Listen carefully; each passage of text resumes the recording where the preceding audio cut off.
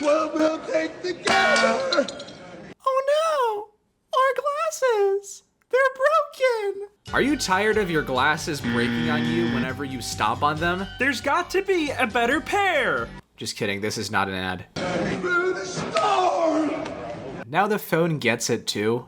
I mean, your glasses were bad enough. Now you can't look stylish like you want to. But now you're gonna rely on other people for your communication with your family or something. Like, this is diabolical. Dude, phones nowadays are super expensive, so I don't know what kind of crash out he was having, but I don't know if it's worth $1,000. And I can't stop living this way. I'm coming out of my cage. You see, now that is a Grammy-winning performance right there. Whenever you sing like this, it's called angry singing.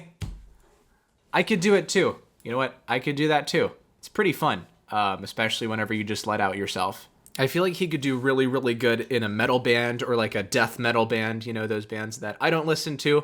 That flight cancellation or whatever happened must have sucked so much that he literally displayed his soul to everyone else and forced them to be his audience.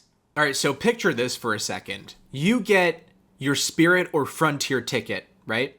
You go to the airport, you check it on your phone, you kind of pay for your bag because you have to after the nice low price that you were presented with. When you're in line to board, you got to put your bag into that little like container. You take your personal bag, you put it into the personal bag testing slot. Usually you get told that, oh, it's fine, you can just get on the plane because literally you can squeeze that thing under the seat regardless. But that's not what happened in this video, which is what makes the experience of this flyer so much more frustrating than it needs to be. She just squeezed it in. No, it does not. This doesn't fit, she said. Oh, what's that?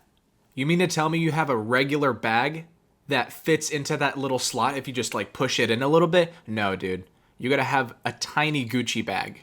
Like those really expensive ones people wear? Yeah, she only accepts those types of bags. No, but if we're being real, this is literally what my backpack looks like every time I push it into one of those things. How boring does your job have to be to incite this chaos into some traveler's life? No, you know what I mean? You're not going on the flight. We're not going on the flight now? No, because you For already what? boarded. It's a security. I already boarded. What? I'm not gonna leave boarded. my partner. All right, my bad. You got me. I guess I'll just go and like lay down on one of those freaking airport terminal chairs. The super uncomfortable ones for your neck, by the way. And just sleep it off until my next flight so I can go see my partner. You're telling me that you would split up two people at an airport because of a bag? Does that make any logical sense, ma'am? Do you make logical sense? No, of course not, dickhead. How is that a rebuttal? What? You don't have. You know how unprofessional you sound right now? Do you make logical sense? That's I what you need said? security up here. Now you need security? Yes, because you're being crazy. Yeah, I was crazy once. They locked me in a rubber room full of backpacks that could not fit. I mean, what a nightmare for this lady. She's being so dismissive. Man, this kind of stuff turns into gaslighting really quick if you're not careful and like with your words. I'm being what? Crazy? I'm being crazy because I'm asking for a logical explanation why we can't get on the plane. What's your name, ma'am? I just told you this. Did I say this? She said, did I stutter? She thinks she her. You know what I'm saying?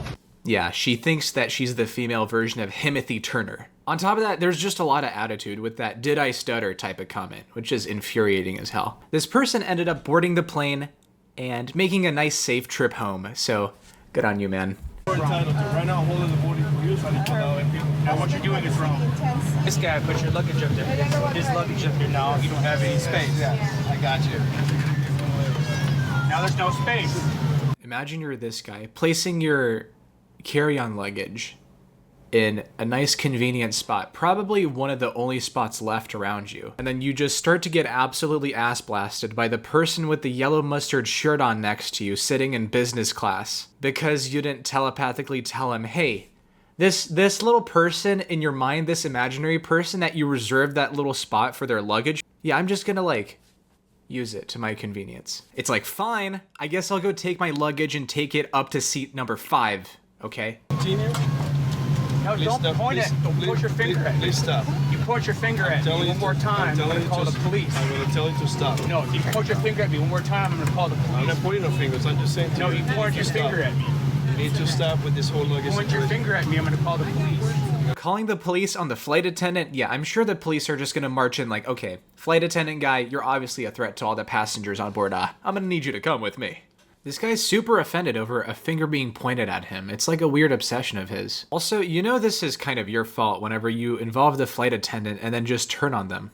This guy just wanted to be angry about something today, and then the flight attendant just has to get entangled in his little conflict that he created. Like, he just wanted to have a beef. No, you point your finger. Nothing, sir. That's okay. That's okay. I just love how this flight attendant shut this guy down with a little, it's okay, it's okay. It kind of reminds me of that scene in Pulp Fiction where Jules just kind of goes like this, and then like it just shuts them the hell up. I just want you to know how... Nothing, sir. That's okay. That's okay. It's okay, sir. It's okay. Because you're going to get kicked off the flight, which is pretty evident by you leaving your seat. What am I filming? Yeah. I'm finna film my ass whooping in a minute. I beat your ass. All right, so this one's off to an amazing start. This guy probably whipped out his phone to record this because this is just an interaction that wasn't his fault to begin with. Oh yeah, what's up? I'll knock you out for sure. Oh yeah, for sure, but for sure, man. Yeah, for sure, man. For sure. All right. It's pretty poor taste to just try to like mock someone and like how they sound. Oh yeah, for sure, but for sure, man. Yeah, for sure, man. But in this segment of the video, the camera guy should not be trying to seem tough or escalating the situation, because that's essentially what it does. I'll knock you out for sure. Now, I'm not in this guy's shoes. He was probably in a high alert situation in which he was trying to defend himself or like, you know, stand up for himself. I think this situation could have ended up a little bit better than it did. Oh yeah, we'll get your camera off. Yeah, what the Watch out before I knock you out. Yeah. Get a bounce. Come on, cocksucker, we'll have a one-on-one, eh? When? Right now. Ladies and gentlemen, please remain seated. When we get off. Seek for your cooperation. Hit me. Hit me. I want you to hit me as hard as you can. Hit me. Hit me. I'm gonna beat your ass. Hit me. We have crossed the boundary of physical violence, and the instigator gets kicked off the flight as he should. See ya. Hey. Let me kiss. No. What happened? You're alright. I'll give you that. Yeah, I know. Yeah, I know I was right, even though no one was 100% right in this situation. The whole trip, she pushed my seat. You seen it. I know she did. She put no. I'm allowed to put my seat back. I'm allowed to put my seat back. I'm allowed to. Ah yes, the good old airplane reclining debate.